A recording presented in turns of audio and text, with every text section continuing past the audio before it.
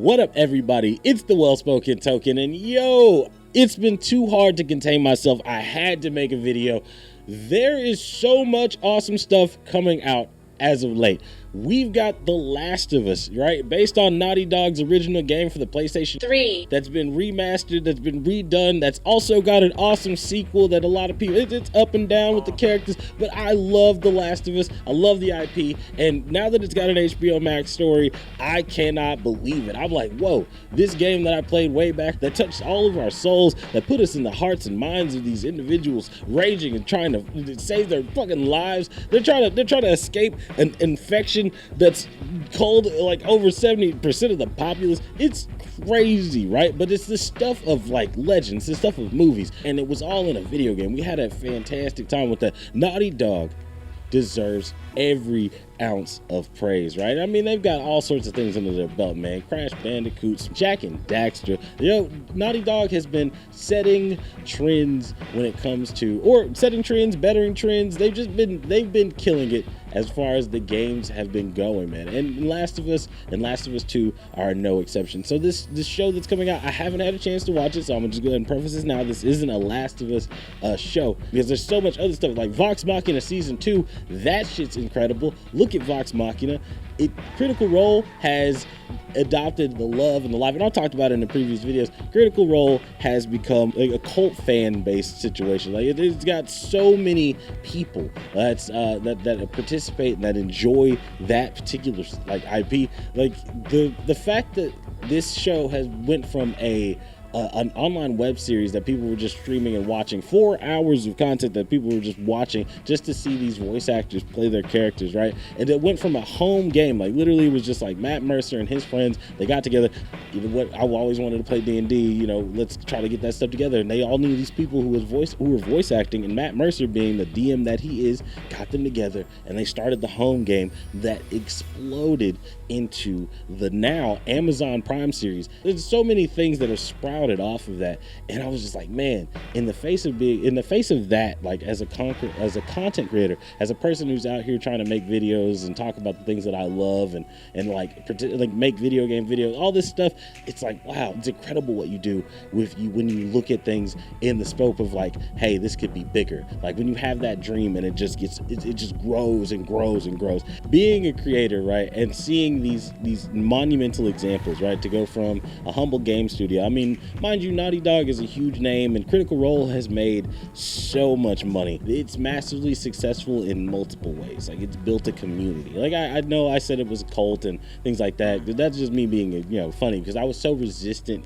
to it at first, because I love D&D, but I was like, it seemed like something that I wasn't gonna get into. I wasn't even into long form content like that at the time. Hey, shout out to the fiance, like she really put me on, and I'm so happy that I actually get a chance to share this with her and get to experience a lot of the first campaign, because I'm not gonna lie, I didn't go back and listen to all fucking 100 and some odd hours of every episode of that show. There was so much on the web series and web show, like that thing built, right? And the same situation with Last of Us. There's so many people that are being exposed to Last of Us right now that have never touched the game, but now they get an opportunity to experience the story. Think about the fact that like IPs, like or not just IPs, but little ideas, like the fact that Pac-Man, right? Fantastic cabinet game. It was something that I bonded with my dad about. Like we bought a Namco plug-in thing, and we used to play with the joystick and be like, yeah, back in the day, I used to go down the laundromat and I would make the point counter flip over, and I was like, oh my God, that's incredible, Dad. And we would sit there and hang out. And then the Pac-Man TV show came out. I don't know if you guys remember that blast from the past.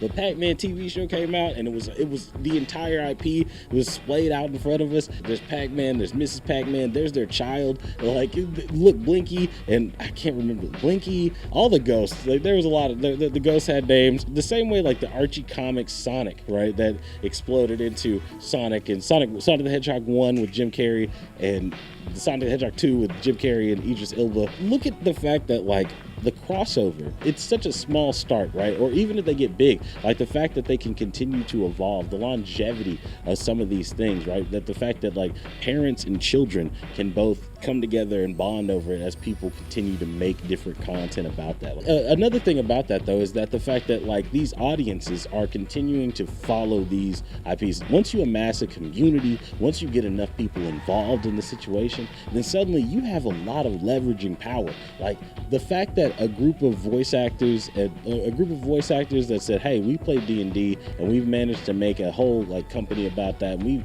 host and produce a very tight show. It's controlled chaos, right? We've managed to capture lightning in a bottle and we're willing to share that with you. And so all you gotta do is give us the shot. Remember when I keep going back in the nostalgia phases, but I can't help it. Remember the fact that Mario, right, has had its own movie multiple times. Like we're getting another Mario movie coming out. You know, I don't know how you feel about Chris Pratt or Jack Black or any of that stuff, but the fact that there's another Mario movie, through the internet's perception of the situation, like there are families that are getting excited to go see this movie. There's so many opportunities to build a multi-generational audience. Watching the first season of Vox Machina, I was not again up on it. This was an opportunity for me to catch up on something that had exploded as far as the D&D universe had come forth. Like people were loving it, people based their whole characters on it, people changed their whole DM styles. Like the dungeon masters were changing their whole shit trying to be like Matt Mercer. It was such a thing that the Matt Mercer effect began to trend. Like that was a huge thing. Like there's still ripples of that. It caused a wave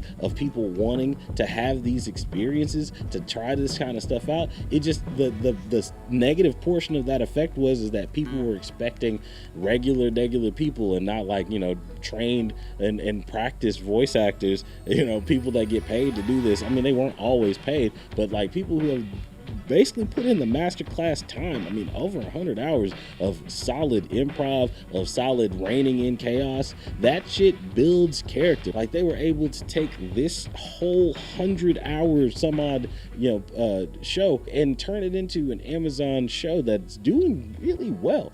I mean, I've seen people review it in different manners, and I don't think that it's for D&D fans only. I think that it's universal, and that's the type of shit that you dream about, bro. That's the type of shit I want to get to eventually. Like I want to always have the opportunity to present myself, but if I have an idea that I feel like that can really go, like that's the type of shit that I would like to do. I want to have the type of thing that you could share with your family, that you could bond with over time. Like old school D&D heads and old school gamers and old school like comic book readers, they all get this opportunity. Because I mean, that's also something with comic, like sure, like kids were into them in the 80s and things to that degree, but like as it progressed, it became less and less of a huge thing and became more of a niche situation. And now look at the MCU, look at the DC experience. Like this is taking over box office and making multi-million dollars, like, and it's selling comics too. When a Marvel movie comes out, you can obviously see there's going to be a lot of things with these particular characters in it. And so when you look at something like Vox Machina, it's like, oh wow, having this show presents this opportunity to create so much more. There's so many options that you can see in this situation. Like Last of Us definitely has the opportunity to spin off into Last of Us 2. On top of that, you also get Ellie's story, the DLC. Like I wonder if they're gonna include that in the show. Like I'm so excited to watch this thing. I'm just ready. Like I like to let things build a little bit. Like this isn't even like trying to avoid the hype train. This is just trying to say, I was like, no, I'm kind of a binge watcher, so I'm trying to get in there and check that out as well. I hope you guys are checking all of this stuff out. I hope that in the time frame of this video, you've thought about something that maybe you wanted to do. Think about it in a bigger fashion, right? Imagine the fact that it could be multi-generational, right? That you could make something that could touch a grandfather, touch a grandson. There's no limit, because the thing is that as niche has become huge and expanded out, like we've all found our way into this. This stuff has become the mainstream, and it's gonna like niche down later on. Either way, I don't know what that point was. I just hope that you guys have a fantastic day. It's the Well-Spoken Token. Thank you so much for tuning in. Check out all the socials. Please check out the page. Thank you so much for subscribing. If you subscribe, hit the notification bell if you want to. All that YouTube shit. It's the Well-Spoken Token. And I'm out.